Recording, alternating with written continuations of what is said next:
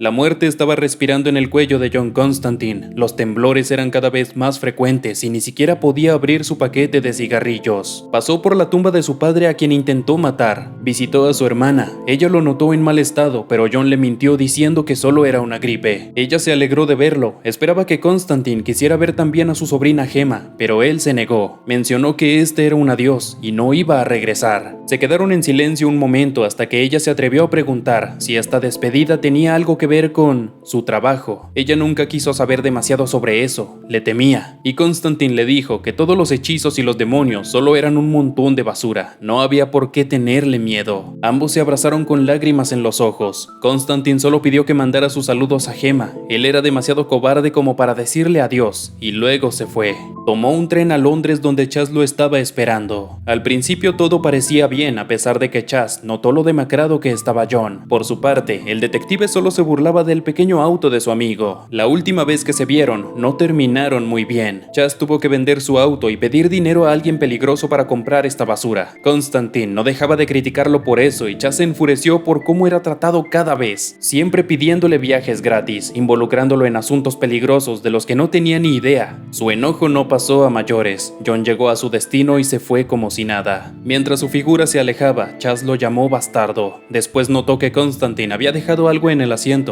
Era una carta y dinero. En Liverpool los corredores de apuestas no me conocen. Con esto tendrás para un taxi nuevo y algo más como compensación por todos tus favores. Nunca me gustó tener que arrastrarte conmigo diciendo que me debías una. Lo he hecho con demasiada gente. Ajusto cuentas contigo porque no volveremos a vernos. He jodido a un bastardo de más y creo que no saldré de esta. Lástima, te escribo en el tren de Liverpool porque me sentía idiota diciéndote esto a la cara, pero ha sido un placer conocerte, Chas, y estoy orgulloso de que seas mi colega. Me alegro de que nos despidamos como amigos. Ánimo, chico.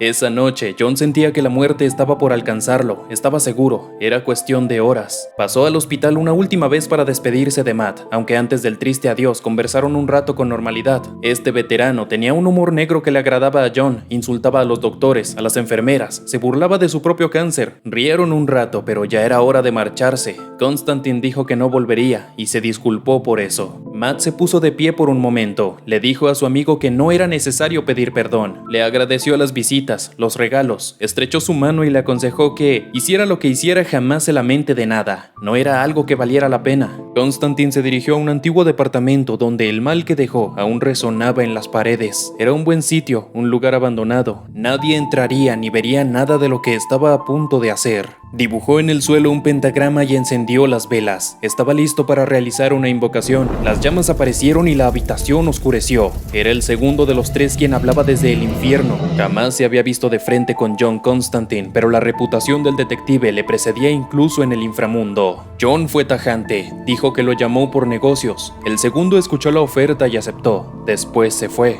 Constantine se tomó unos minutos para recuperar el aliento. Limpió el suelo, dibujó otro pentagrama y utilizó velas nuevas para ocultar el aroma y el rastro del segundo. Solo entonces llamó al tercero de los tres. Esta entidad suele cambiar de forma a cada momento, a formas grotescas. John se ve forzado a soportar las náuseas y después de unos minutos puede cerrar el trato. A cada minuto parecía a punto de desmayarse, no podía permitírselo. Sacó el vino que tomó de la casa de Brendan Finn, dio un último trago brindando por su amigo, también por Chas, por sus demás amigos, incluso por aquellos que ya no estaban, también por su hermana, su padre y por último por él, porque lo merecía y porque había hecho las cosas a su manera. Tomó aire y había llegado la hora. Su corazón parecía una metralleta y sentía que el tiempo se agotaba. Sacó una pequeña cuchilla y se cortó las venas mientras gritaba de dolor y caía al suelo. Ahora estaba en presencia del primero de los tres. Constantine tenía solo 5 minutos de vida antes de desangrarse, pero a Satanás le daba igual. Cáncer o suicidio era lo que menos importaba. Pronto tendría esa alma inmunda en sus manos para castigarla por el resto de la eternidad. Así que se quedó allí,